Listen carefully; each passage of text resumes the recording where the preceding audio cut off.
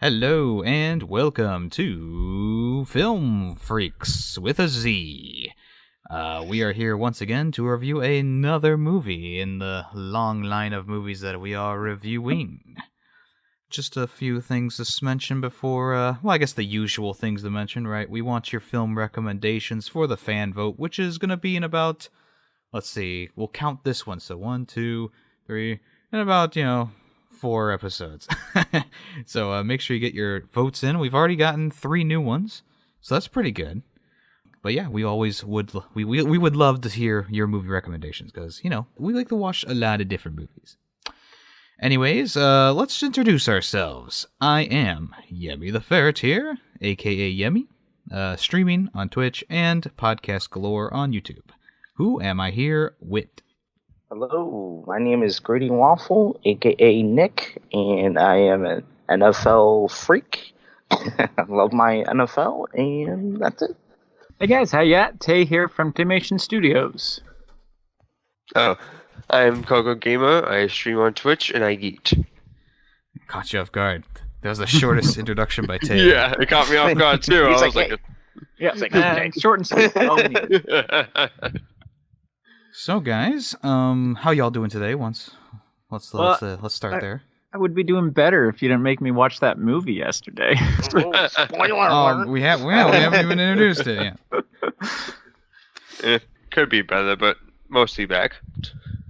Well, Well, I mean, I'm doing good. I'm having a good day. So.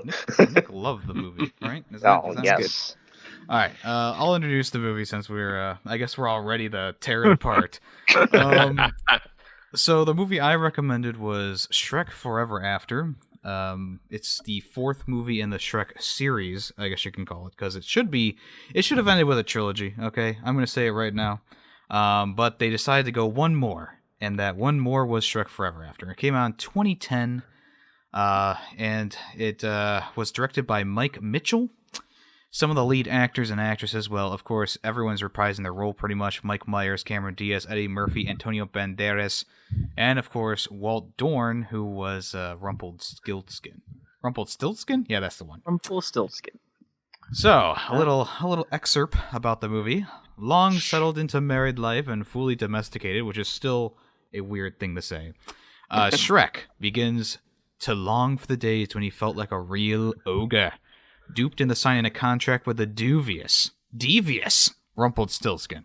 He finds himself in an alternate version of Far, Far Away, where ogres are hunted, Rumpelstiltskin rules, and he and Fiona have never met.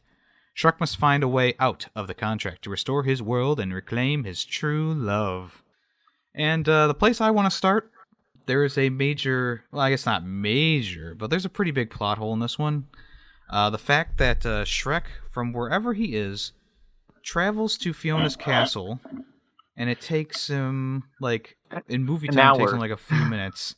Whereas in the first movie, there's a whole, like, 2-day dedicated trot to Fiona's tower. I noticed that too. Exactly. Doesn't match up. Doesn't match up in my eyes. Well, the biggest problem I have, I think the idea could have been done well, but it was executed very poorly, is, like, they just kind of, like, I didn't even saw Shrek 3. But from what I can tell, they just ignored, like, pretty much the Shrek 1, 2, and 3 happened. And we're just like, oh, yeah, no, they never met. It's like, but if he didn't meet her, then Farquaad would send someone else. Like, they didn't even mention, like, Farquaad. And it's like... Yeah. No Prince Charming, no anything. Yeah, I was about to say, Rumpelstiltskin takes the day that Shrek was born. So, okay, Shrek's not going to get him. So, you would think that Farquaad would send tons of troops to try and get his beloved Fiona, but... It also seems like Rumpelstiltskin takes away the day that Fiona's parents were born. But if that was the case, then how would Fiona be there anyways unless she was adopted, which it's never told that she was adopted. Yeah. Well, I don't think that he made the parents never born. I think he said he'll make their problems disappear by making them disappear. So they just cease to exist. Like, they existed up until that point and then just didn't exist. That's how I read it, at least. I don't know. It's one of those things that's just not clear enough, I guess. Mm-hmm. But I will say this, at least the movie moves fast. Yes. At first, That I was was the- like, dang, these scenes are lasting for like 2 seconds. And I was like, thank goodness these scenes are lasting for 2 seconds. Yeah, definitely. Like the entire movie, like compared to the other Shrek movies. Well, for the other Shrek movies, you don't really need to watch them for this movie because you don't really have connection. All you need to know is that yeah, they're married. That's really it. Yeah, you can And- pretty much watch one and then, switch. You can literally just go to this movie just Yeah. because. And that's one of my biggest problems is because I know a lot of people don't like Shrek the Third, but I enjoyed that movie and I still enjoy it. I think it's still a pretty decent film, and it has a lot of funny jokes in it. And this movie just felt disjointed from the rest of the Shrek universe. It didn't have Yeah. like those really kicky, jokes in it that hit you off guard. The medieval humor, like ye old, there's a bunch of different medieval humor throughout 1 through 3. But in this movie, there really wasn't any. It was more of Yeah. just like on the nose type humor, and I was like, it's not as good. Yeah. It's definitely then like a different type of movie. Yeah, and there wasn't as much like wordplay, just like the medieval stuff. Like I said, there wasn't like those like how they changed the name of like a hotel, a famous hotel, and they changed it to be something fairy tale related or something. Yeah. There's really none of that in this movie, which kind of took away a lot of the charm of it. Mm-hmm. That and also Exactly. it just felt like a lot of the voice actors, not all of them, but sounded like they were just kind of phoning it in, especially like Mike Myers and Cameron Diaz. They were just like, fine, we have a contract, but I don't want to do this. Right. Yeah, it did just seem like they were kind of like trudging along, and I think the animators were trudging along too. I felt like this was the least, or the animations in this movie at least were just a little bit stiffer than Lacking. a lot of the other ones. Mm-hmm. Yeah, it's definitely lacking. Because other animation, there's a lot of them, but this one there's like, it's like here's one special effect you see the entire time. There's another one, and you just see one at random times. Like that's it. We're done. Special effects that don't really have many meaning to them. They're just like, plot convenience. Yeah, I'm Um, not sure what you mean by that because the whole movie Well- is special effects. Yeah, I mean, don't. I It's get it. No, very helpful though. yeah, like some of like I'm trying to think of any examples in the first two at least that like you'd see an effect and then you'd see it again later, and not just like the CGI, but Yeah. Or you're talking about Um, like when the sparkles envelop a person. yeah, something like that. Okay, Yes, I get you. But I This can't think movie- of any that did that in the original either. So this movie was definitely like tailored to like young kids, and Yeah. they definitely lost the audience like making this movie. Like they didn't think about it. They're just like, oh yeah, we're gonna make this for like 4-year-olds. Who's gonna laugh at our little silly stupid puns and jokes we have in here. Yeah, exactly. Well, yeah, that's the reason why it feels so disjointed, because Shrek 1 through 3 are all adult humor movies, even though kids Yeah. can watch them. There's humor in there for adults. Like, I mean, I don't want to pick and choose. Yeah, we're them. not getting into that. But yeah, this one definitely didn't have that. The other thing that bugged me about this one, so I remember the first one pretty well, and I remember it had kind of a message at the end where it's like, it doesn't really matter what you look like on the outside, it's what you look like on the inside kind of thing. That was the message, basically. This one, I felt like its message was just like, marriage life sucks, but really it doesn't. Yeah. Like, we're not going to give you a reason why it doesn't, other than like the way they portrayed it. I'm like, that's not healthy. Well, What- it's just a generic kind of overall arching. You don't know what you got till it's gone type thing. Yeah, yeah, exactly. but in- like they didn't show anything. Like I saw Shrek's life before. I'm like, yeah, no, that's a shitty life. I don't care if you have kids and a wife.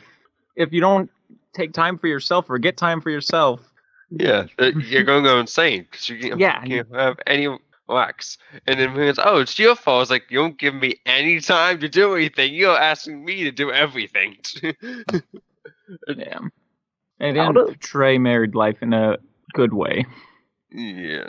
I would have Just- liked to see a little more, little of the other characters, like the Big Bad Wolf. Like they didn't use any of him at all. Yeah, barely. Like it was hardly. I mean, he had his little like 2-second scenes, but like Pinocchio, I mean, he had a little more. But I would have definitely liked Three to little see. pigs.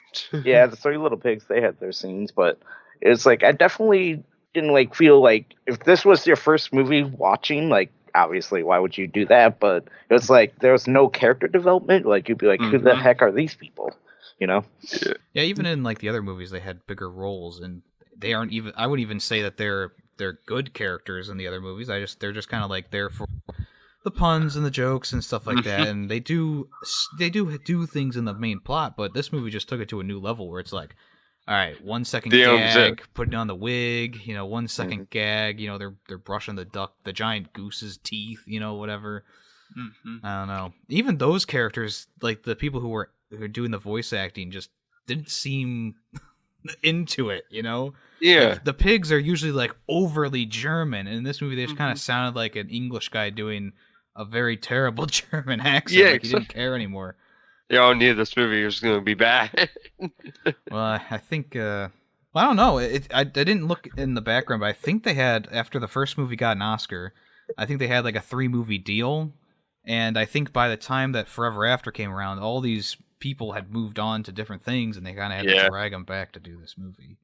Yeah, that sounds about right. That makes sense. But don't forget, they also had the voice act in all the little mini movies too, like Shrek the Halls and the Halloween special, and they were probably like, I'm done with this. I'm tired of this voice. Yeah, you could just, like I said, even Mike Myers seems like he was phoning it, and he does. That's like the Scottish accent is like his thing. He does that like in every movie, and even he sounded like he was just done. So, what'd you guys think of the old Rumpelstiltskin? Because I wasn't into his villainous character traits, and also the movie also contradicts the rest of the series because Rumpelstiltskin was in Shrek the Third as like a one-off joke. Prince Charming's like, "Hey, you rumpled," I think it said rumpled pigskin, and he's like, "No, it's Rumpelstiltskin." And I feel like they should have picked a different evil fairy tale person, because Rumpelstiltskin was just kind of like lame. Yeah, exactly. I mean, like I said, overall, the idea, like not necessarily using Rumpelstiltskin, but I mean, he, lends himself to that because he does the magical contracts. But I'm sure you could find other magical contract fairy tales. Yeah, the idea of him having to fix things, thinking, oh shit, I'm, took for granted what I had. It's a decent idea, just executed very, very poorly. Yeah. I mean, the whole time that he's talking to Shrek in the carriage, it's just like, Shrek, I know you're drunk. Like, that's the whole thing there, but even then, like, he still had his wits about him enough to be like, oh, what's the catch and all that. So it's like, you listen to him speaking, especially to the king and queen, they over-exaggerated how, he would mutter to himself, and it's like, this guy's acting crazy. Just walk out of the carriage. It's obviously not going to go well. Like, something's up. Did you see the giant goose that's driving this thing? Oh my god. That freaked me out. Anyone who uses a goose as a pet. Yeah, it's very, very hard. Like, not well in the head. As soon as I saw a goose, I actually immediately just thought Untitled Goose Game, because it kind of reminded me of it. Oh, that's rude, Coco. Come on. Yeah, that is. I'm sorry, but it's funny. That's insulting to Untitled Goose Game. Well, so what they did was kind of stereotypical to like a devil's contract. Basically, it's like, oh, you can't do this, it can't be broken, but there's a way you can be broken, just very hidden. Tell me how a donkey did the origami with his hooves. Yeah, I know. How is that possible? Yeah, I was just saying this like, the fuck. That's not, hooks can't be able to do that. He's very talented. But I mean, I would have understood it if he like was using his teeth or something like that. But they didn't show that. They just showed him kind of playing with it on the ground, and I was like, I don't see how these folds happened with the way that this animal has evolved. But I'll suspend disbelief because it's a talking donkey. Yeah, we gotta give credit there. It's a talking donkey. How we gonna explain that? One thing I want to point out is how these ogres could not defeat these witches. Like, these witches had these little clamps, and they're like, oh my god, a clamp! It's on me! Like, what are you talking about? And then there's scenes where the ogres have the no clamps and they're flying and they just like pull them down. It's like, what's going on? Like consistency, please. Like, what's like? Can they feed them or can they not? Like, and then all of a sudden, when they're escaping that ballroom, they're like, "Oh, we won!" Like, what? Huh? It's like, where'd they go? Yeah, I didn't get why they used witches in general. Like, it's a weird. I don't know. You feel like that they would have used something more like Rumpelstiltskin. Maybe have some Gooses, minions Goose. that are kind of like him, but instead it was witches. Like Well, maybe they everyone. thought like since he used magic to change, the lives around, maybe like witches to because they have Yeah. magic. I don't know. That's I kind don't of know. my Maybe thing. more like That's a one thing I Prince figured out. Charming type thing than Rumbles, because since witches and Captain Hook and all of them were following Prince Charming, but it makes it made no sense of Rumbles. Rumbles, whatever I call 'em. I don't get how those pumpkin things like were ineffective after they hit Shrek. I was like, what? Like, it just seemed. I don't know. Like maybe it has to hit you in the head, but Well, I mean, I he got thought- knocked out by them when he was originally being taken away by the witches. They never used it again. Yeah, I they assumed never it was used- like sleeping gas or something, and Yeah, I since thought it didn't was, hit like- his face. It didn't affect him. Who knows? The world may never know at this point. Yeah. what do you guys think about the bounty hunter Piper? Oh my gosh. It was The most stupid. most limited arsenal I've ever seen. And Like one I of the said, that's settings why on that it's thing tailored is for to kids. socks. Yeah. It's so stupid. It's like he's got rats, witches, ogres, socks, and that's it. Well, He's I Yeah. assume he's got like several different like flute heads that have different ones. That, he has to. Yeah, I saw him change Change it. out one. Yeah, because Yeah. he took it out and I think put it back in or some What- sort. What I don't get is when Donkey was carrying Puss in Boots, and they Puss in Boots bit him on the ass or whatever he did. Why didn't they just like hit Piper? That way all the ogres could have. Yeah, why didn't he do anything? Well, Just I- have the setting. it seemed like Piper, he's all the way at the front of the ogre line, and Shrek and Fiona were kind of more towards the end, I would guess. So that's They were why in the they middle. went. They showed them in the middle. Yeah. Piper had witches by him too, though. I didn't see that. Also, I- like, I don't think Donkey and Puss in Boots are thinking very tactically at that moment. Yeah, also That's that. also, like, it's just making him dance. How is this a bad thing though? Like, Well, oh he's my god, making we're him dance dancing. It's like, Into captivity. I thought the dance was no, funny. no one's actually getting hurt here.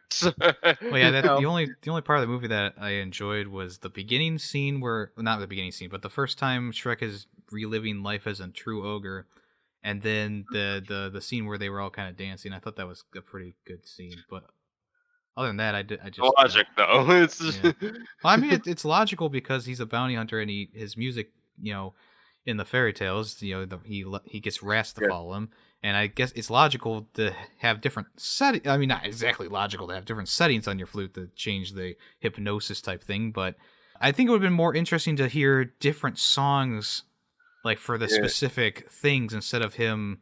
just playing the same song. Well, yeah, he played kind of like the same like beatboxing flute thing, which was popular at the time this movie came out. One of the biggest videos was the beatbox flute, and it's just like you could have had a little bit of consistency there by sure have them switch to the ogre thing and then do the same song to have them dance, and then switch and go to a different song. It didn't have to be the same song every time.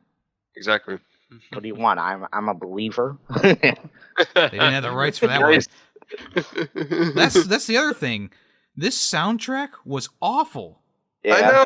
I know. They played a second of a few songs that I knew, and then all the other songs were like, I don't know what this song is. And Donkey was I'm the best. accustomed to, Trek movies having Smash Mouth and Wolf Mother and stuff like that in these soundtracks that I recognize. And then this one's like, okay, so I know that one, but the rest of the songs, I have no freaking clue what this is. Exactly. The only it was in the end scenes as the normal Donkey doing his concert, whatever. The part that really actually made me laugh is when Pinocchio was had his nose long, and the witch thought it was her Broomstick. broom. I thought that was good. I was really frustrated by Shrek just not being up in front with Fiona, because in the end, that's he says exactly what he should have said the first time they were together in a room. Like, all he had to do was be like, Rumpelstiltskin tricked me, we have a life together, 3 babies, then name the baby names, and she'd be like, oh my god, I've always wanted to name a baby Felicia. And it's like, that is a dumb name, but as long as you two are happy, right? I feel like he went about this the wrong way. Like, Yes. when he's... Well, they had to pad out the movie. Well, that's true. But when he originally meets Fiona, he's like... He's talking about the party that she never would have known about. And by this time, Shrek already knows that he's in, like, a different alternate dimension by meeting Donkey and, Rumpelstiltskin. So it's like, why are you trying to explain the party to Fiona, who doesn't know her children, doesn't know any of these characters he's mentioning? But, yeah, whatever. You pad out the runtime, would you? Yeah. And then it kind of rushes it. It's like, oh, I failed 2 times. Goes over, oh, now it works. It's like, why would she even care? Shrek wasn't thinking at all during this whole movie, because he was like, when he signed that, when he turned himself in, and he was like, my wish is for all ogres to be free. Like, what was that gonna do? Like, I don't get. Ran back inside the castle, anyways. Yeah, that was. They should have been way more specific. It's like, you can't undo the contract. Why can't you? It's a contract. Well, I mean, anything I want. He could have just wished he wish for that his whole life. No. Yeah, could have just wished to void the contract that he signed before. Could have just wished for Fiona to fall in love with him. I mean, Rumpelstiltskin's not a genie. He can force people into love contracts, I'm sure. Yeah. There was no limitations to his magic. They never said anything about that, so. Except for his shoes. They have to be curly. Yeah. That's the limitation. But if he would have done that, we wouldn't have the whole epic battle scene at the end. Yeah, it's very pointless. Another thing that really frustrated me about the movie was the amount of new characters they introduced, and then by the end of the movie, they expect you to have an emotional attachment with these, oh, there's Squareface Ogre, and there's Chef Ogre who, cooks chimichangas, and there's a woman ogre who, whatever. It's like, I don't care about any of these characters because you didn't even give them a personality, to be honest with you. Yeah, they're voiced by famous people, but if that's their own character trait, why the fuck do I care? It's just, it's same at the end of the movie either. they had the chance to add so many memorable characters in this one, ogres, and instead they were just like, he has a joke, one-off joke. This person looks this. It's just, it was very, just dumb, bad that they did that. I felt like they really the chef character probably could have been a whole meme in himself, but instead it's like they forced this chimichanga joke over and over and over again. Yes, and you're like, by the 3rd time, you're like, all right, he's the chimichanga guy. I don't know his real name, but I know he likes chimichangas. Yeah. Or burritos. I don't remember what he was. It was chimichangas. It was chimichangas. So after we eat the chimichangas, it's like, you eat during a battle? So my question is, I know it's a kids movie. Do these people die, or they just dance away, or did the witches die? I'm kind of confused. I'm sure no one died. Even the witches at the beginning, they probably had just some minor bone breakage and stuff. My leg. Well, we know that none of the ogres died because they all, I guess we don't know for sure because who knows how many different variants of ogres there are that they didn't introduce, but we kind of know that they all survived in the end. Yeah. And then they showed up in the current timeline, and it's like, show us how they met in the real timeline. Come on. Exactly. Yeah, that bugged me too. It's like, where are they? It's just like, or they're all dead. That would have made the movie. So, back to Rumpelstiltskin, who was not the greatest villain in this movie. I think back to villains in the 1st, 2nd, and 3rd movie, and I go, those villains pretty much fit the bill. You have Farquaad, perfect villain. You have Fairy Godmother, great villain. And then you have Prince Charming, who isn't a great villain, but that's because he's been pampered his whole life, and he's just trying to live up to his mother's expectations, blah, blah, blah. People didn't understand that. So when you talk about Rumpelstiltskin, you say, what is his defining villain trait? He steals babies. Well, his defining villain trait is... Nothing. Right. I mean, he doesn't really have a trope or anything. Like, he makes contracts, we know that, which is, whatever. But Yeah. what else does he really, like... Okay, he puts on goofy wigs when he does different speeches. He likes his socks all the way pulled up. What Likes about him is to- memorable other than the fact that he was the villain in the movie? Nothing. He likes giant balls. Or ball. I don't know. He had an obsession with that giant ball. Well, what's the first thing that comes to mind when I say Lord Farquaad? Short. Short. There you go. No. What about fairy Farquaad godmother. is amazing. When I say fairy godmother, what's the first thing that comes to mind? Oh. Well, old. Oh, Potions. just a lot of wine. things. And then when I say Prince Charming, you go, okay, beautiful. Well, not beautiful, but like good looking, Beautiful. good looking, terrible actor, terrible singer. And then then I say Rumpelstiltskin, and you go, his face was weird. I don't know. It's all I mean, is this the only one he's in? Yes. Well, I mean, Yeah, like I said at the beginning, there was a one-off joke with his character, but it wasn't the same character design at all. So even if you haven't seen this one because you got just so disinterested in the series, you say that and people will be like, "Who?" Yeah. So, any other talking points about this one, guys? Yeah, I want to mention. Can we talk about like? I don't know. They were supposed to be funny, but with Gingy, the little 5-second clips with him doing the gladiator arena, and then him attacking Shrek's foot.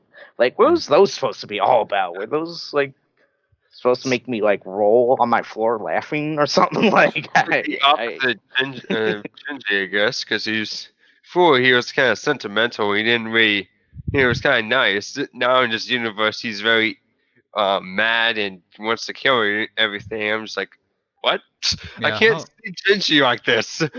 Well, yeah, that's a perfect way to describe him because he was all carefree, loving everything, blah blah blah, and then in this movie he turns into a gladiator psychopath. But it's just like what we said at the beginning. The jokes just didn't land, and that's one of those jokes that was reoccurring that just was more annoying than funny. And then he just killed him off. He's like, I'm sorry, were you eating that? He's like, he's dead. That actually made me laugh. Yeah, That actually made me laugh. I will admit that right now. That actually put a smile on my face.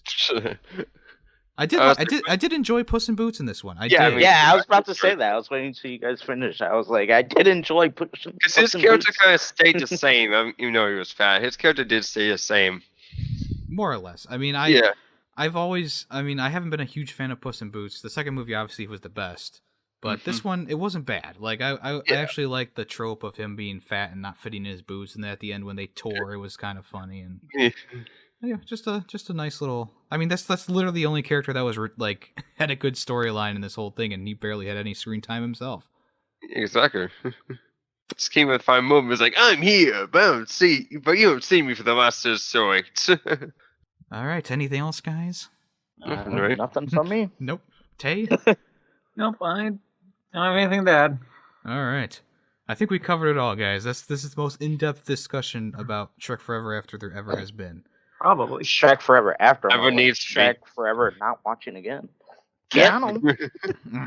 So let's go over our final thoughts and rating on the movie. I'll go first, of course, because it is my pick. So, as I said in the last episode, this was the one movie. This is the only Shrek movie I've only seen once, and now I've seen it twice, of course. And while I was watching this, I was happy that the pacing was so quick. I was really, because if this movie was as long as the other Shrek movies, it would have dragged on a lot. But it went pretty fast, so that was a good thing. That's probably the only good thing, really. I mean, I liked Puss in Boots and all, and there was a few jokes here and there, but for the most part, as I said. Really disjointed movie from the rest of the movies in the series. Characters underdeveloped as hell. Very basic storyline. Didn't really care for Rumpelstiltskin. Lots of the jokes just didn't land. A lot of the animation was just bland and uninspired. The soundtrack awful. Not memorable at all. And the overall just frustration I had with Shrek's character during this movie was off the charts. So I gotta get this one 1 out of 5. Next. Well, I mean, I don't think I've seen this movie before. If not, if I have, I don't remember. Maybe there was a reason for it. But I just pretty much what Yemmy said. The animations, the jokes weren't there.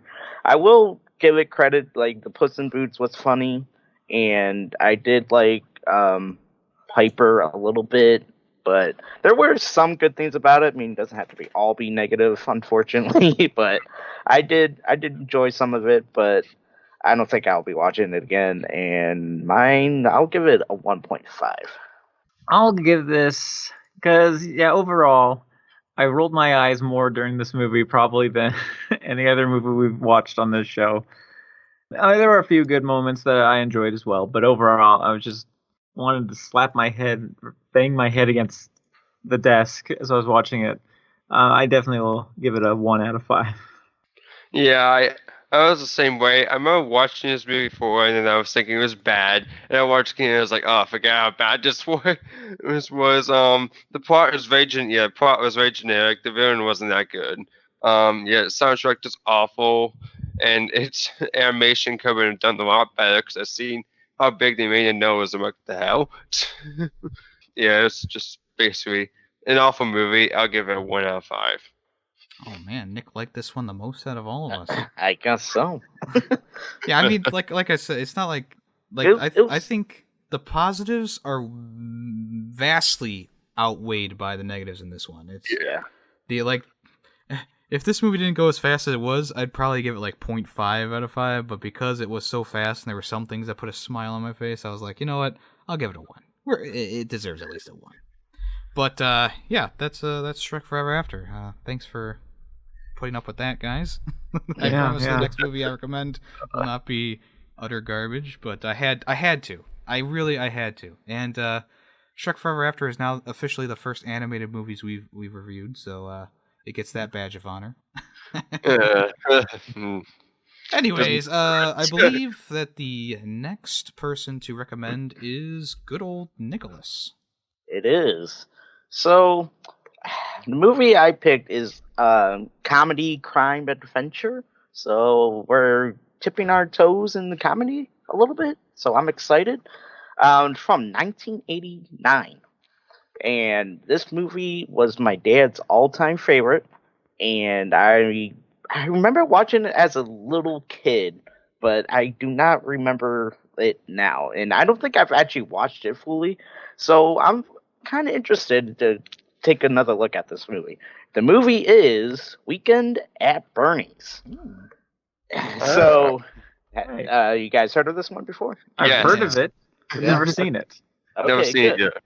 Okay, good. So this will be an experience for all of us. So the director is Ted Kotcheff. The writer is Robert Klein.